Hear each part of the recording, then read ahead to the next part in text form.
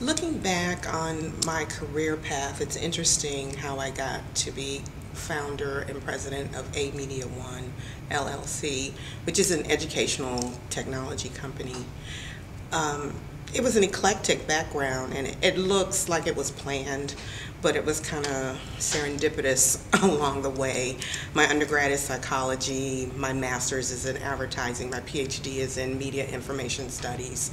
I wound up at the National Center for Supercomputing Applications, knowing nothing about high performance computing, wound up running programs and basically extending high performance computing to underserved communities, which led to the arts and technology component, bringing those communities together around this thing at the University of Illinois called trans-domain creativity. And I just looked back and I saw the need to actually do applied research versus theory. I love theory. You just heard what my majors were. Theory is a vital component. But the state of our country, I felt the need to leave the university and start my own company and actually do something about it.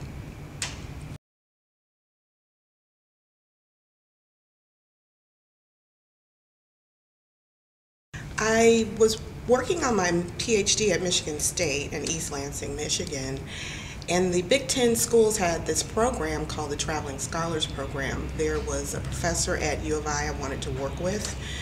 He had something in popular culture that Michigan State didn't. And I went to Champaign-Urbana and decided to stay, which meant I gave up my graduate assistantship. And I came into NCSA as a temp and worked my way up. So I knew nothing about high performance computing, but it was that path, once again, serendipitous path, that I just met the right people and got immersed into this thing called high performance computing.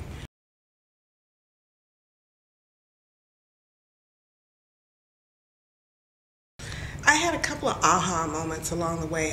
One person that comes to mind is Professor Roscoe Giles, who I met through the Education Outreach and Training Program, which was this grant from National Science Foundation to NCSA. And I started meeting all these African American computer scientists, and long and short, we went in on a grant, a workforce grant.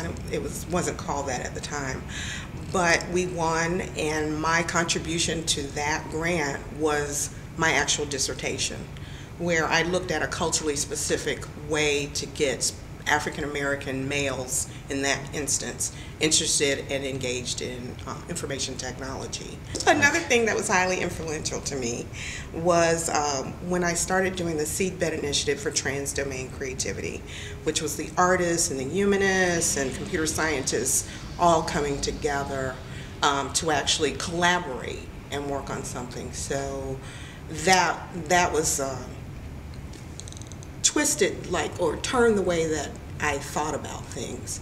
And then one other thing I would mention, and my boss at the time was Mike Ross, who's the director of Krannert Center for Performing Arts at University of Illinois, and just to watch the way that he thinks as well.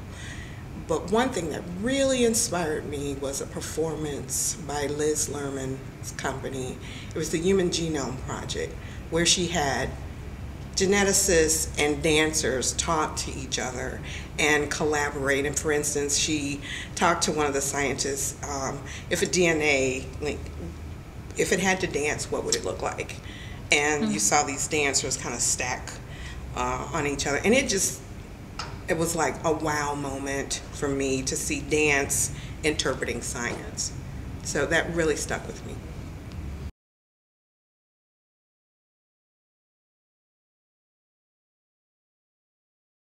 I think you can't talk about disparity in access in technology without looking on the last 8 years of our government. It's unavoidable, and not being partisan or anything, but the Bush administration, Michael Powell, who was head of the FCC at the time, made the declaration that having access was like driving a Mercedes. Everybody wants one, but not everybody can afford one. And I equate it with having a bus pass just to get across town.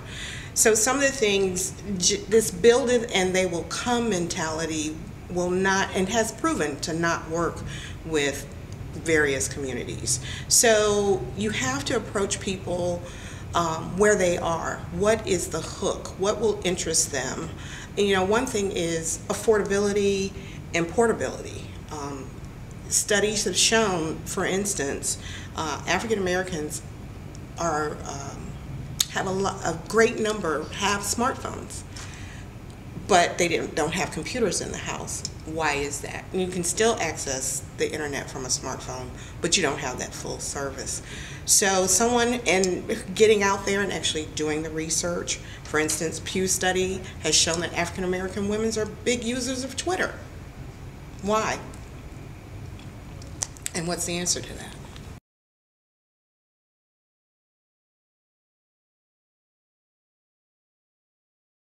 When you bring people together from various disciplines, from computer science and the performing arts, or a number of different combinations, you get sparks of ideas that normally would not have happened, just like diversity, period. When you have different people in the room brainstorming, things will happen that normally would not happen. Ideas will get on the table.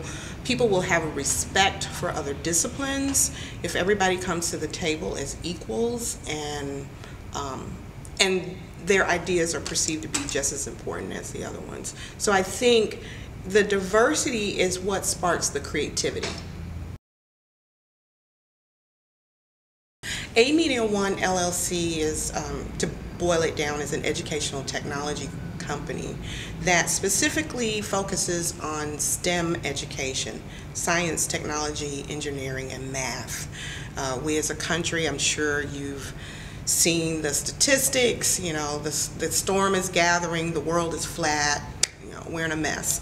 And so using a creative approach, bringing the arts to STEM education, is one way that we feel will get kids involved and interested in the possibilities of even looking at becoming a scientist or having a love for mathematics. And so we add the A to STEM to create STEAM education for the 21st century.